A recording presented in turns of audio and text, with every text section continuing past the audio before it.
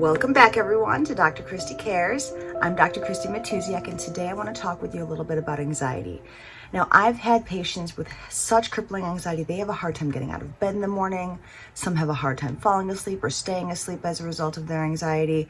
And it's so person specific, I'll be honest with you. It's going to be really hard for me to give you just some general guidelines on how to reduce your anxiety at home because everyone has a different reason for their anxiety. But I'm going to try.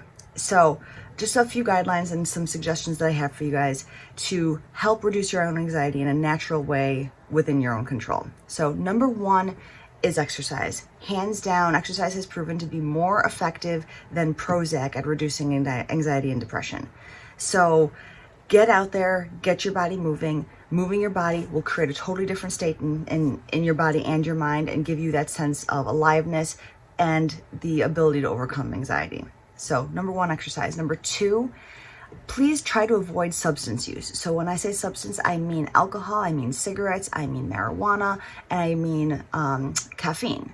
All these substances can kind of give you a false sense of feeling at peace or kind of give you that little up or a little calmer to make you feel like you're okay. But in the long run, these substances will actually create a stronger pattern and have you craving them more and increase your anxiety in the long term. Number three is sleep. Make sure you're obviously getting quality sleep, a good amount of sleep, and that you're sleeping through the night. I did have some sleep videos on this kind of topic several months ago, so if you'd like to go back and revisit those, that would be fantastic. Number four is meditate. And here's the thing, guys, there's no wrong way to meditate. My suggestion is always, there's no wrong way to meditate. The only wrong way is to not do it at all. So personally, I like to spend anywhere between 5 and 15 minutes every morning getting in a good state, getting into a place of gratitude, doing some deep breathing, even doing some journaling sometimes. So there's really no wrong way to do this. I have some patients who don't like sitting there and doing that, but a good walk will help them just get into that meditative place. Or people who like to journal, or people who like to just paint as their way of having a release. So like I said, no wrong way to do this, but please find something that gives you that sense of peace and keep it consistent every day. Number five is diet. So keeping with a good, healthy diet is going to help keep your body balanced and your mind balanced as far as your proteins and your minerals are concerned, okay?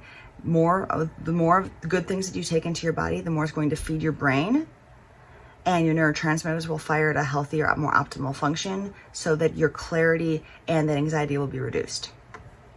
I actually have lost count here.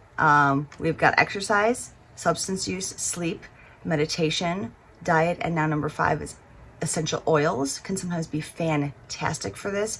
I'm not actually going to get into specific essential oils. I may save that for a separate video, but I'll be honest, I'm not an expert in essential oils. All I do know is that they can be very, very powerful. I use some in my office and I just get specific with what each patient needs. And so personally, like I've said before, I do muscle testing to find out exactly what kind of oil and in what way it should be used. If one should diffuse it, if one should use it topically or take a bath.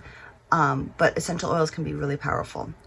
And lastly, herbal teas. Like I said, each person is just so specific that it's really hard for me to generalize what teas might be beneficial. But chamomile tea before bed, hands down, is one of the safest and easiest things that I can recommend without knowing someone and their personal situation. So, this is not a substitute for personalized medical care, but I just wanted to put these things out there for you guys because anxiety is just, it's coming up so much more frequent lately, and it breaks my heart to see people suffer.